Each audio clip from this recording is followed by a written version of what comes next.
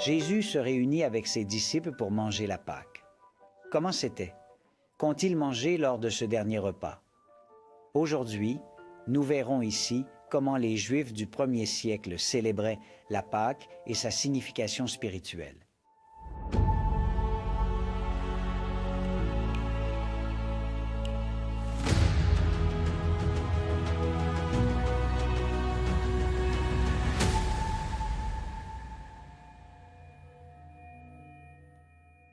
Le rabbin Yeshua Nazari, Jésus, va manger la Pâque avec ses disciples qui sont occupés avec les préparatifs, car chaque élément doit être à sa place.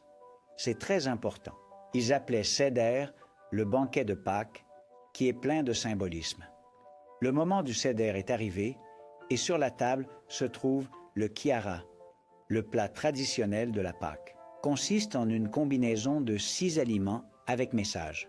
Le zroa, l'agneau rôti, selon ce que prescrit Exode 12. Cet agneau leur rappelle le premier agneau de la Pâque lorsqu'ils étaient en Égypte, qui est mort à leur place et dont le sang a été mis sur les cadres des portes. Cela les a ainsi libérés de l'exterminateur des premiers-nés. Le maror, herbes amères, selon le mandat d'Exode 12. Cela peut être de la laitue sauvage, de la scarole ou de la chicorée. Il symbolise les amertumes passées dans l'esclavage de Égypte. Le chazéret est la racine d'un réfort mélangé avec de la betterave. C'est désagréable au goût. Cela devait leur rappeler les peines qu'Israël a traversées en Égypte. Le jarosais, un mélange sucré de pommes, de noix et de cannelle, qui rappelle la boue avec laquelle ils faisaient les briques pendant l'esclavage de Mont Égypte.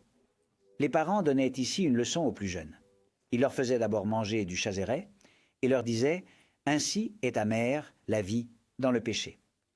Et puis ils leur faisaient manger du jarosais et leur disaient « Ainsi douce est la vie d'obéissance au Seigneur ». Le carpa, des herbes amères encore, selon l'ordre d'Exode 12, persil ou céleri.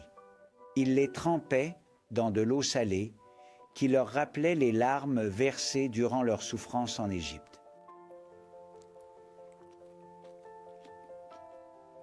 Le Beitza est un œuf dur qui représentait le festival juif du Corban et les sacrifices du temple. Pour d'autres, il représentait également le cœur du Pharaon.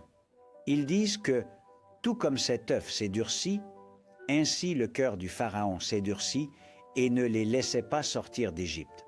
Ce sont les 6 aliments qui feront de la Pâque. Aimes-tu le numéro 6?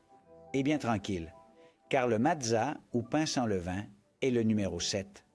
De sorte qu'ils sont déjà 7, un chiffre plein de signification. Nous expliquerons davantage dans les prochaines vidéos.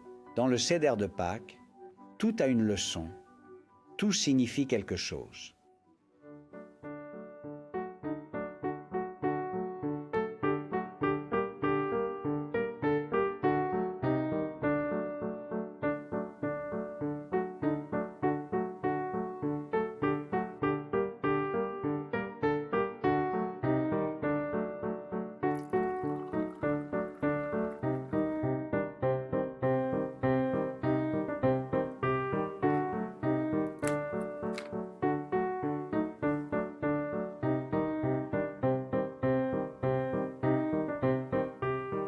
Eh bien, j'ai laissé pour la fin le pain et le vin, car le rabbin Yeshua Nazari a accordé beaucoup d'importance à ces 2 symboles. Ceci est le matzah, qui signifie pain sans levain.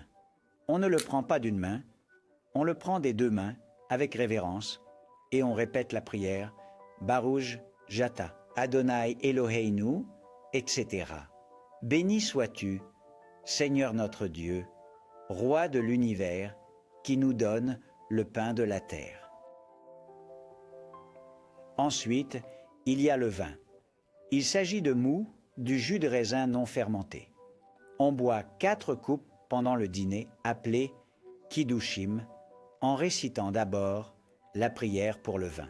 Baruch Jata, Adonai Eloheinu, etc. Béni sois-tu, Seigneur notre Dieu, Roi de l'univers, qui nous donne le fruit de la vigne. Tout était sans levain, car le levain et la fermentation étaient des symboles de quelque chose qui se corrompt. Jésus a dit, « Gardez-vous du levain des pharisiens », se référant à leur corruption.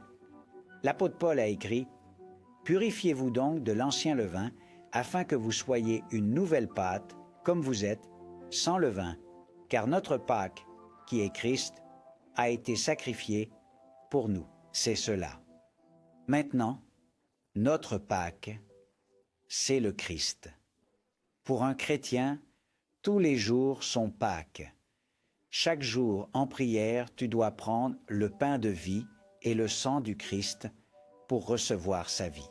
Chaque jour dans ta prière, tu peux vivre cette expérience mystique qui nous transforme. Jésus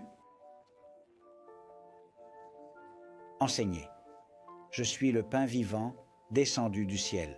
Si quelqu'un mange de ce pain, il vivra pour toujours. Et le pain que je donnerai, c'est ma chair, que je donnerai pour la vie du monde. » Manger sa chair, boire son sang, ce sont des mots qui frappent, car c'est de cela qu'il s'agit. Que signifie-t-il? Jésus lui-même nous le dit. « Celui qui mange ma chair et boit mon sang demeure en moi, et moi en lui. » Il s'agit de demeurer en lui, de l'avoir en nous. Quand tu manges et tu bois, tu acceptes la nourriture en toi et elle te donne de la force, elle te nourrit.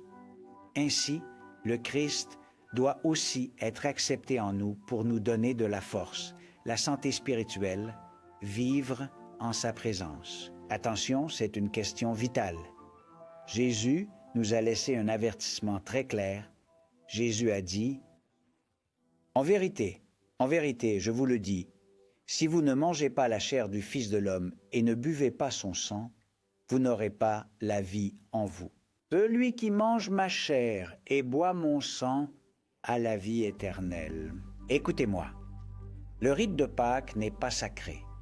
La liturgie de la communion n'est pas sacrée. Ce qui est sacré, c'est ce que signifie. Ce qui est sacré, c'est que tu le comprennes et que tu le mettes en pratique, que tu le transformes en expérience vivante, en victoire, en miracle. Ça, c'est sacré. Veux-tu avoir la vie?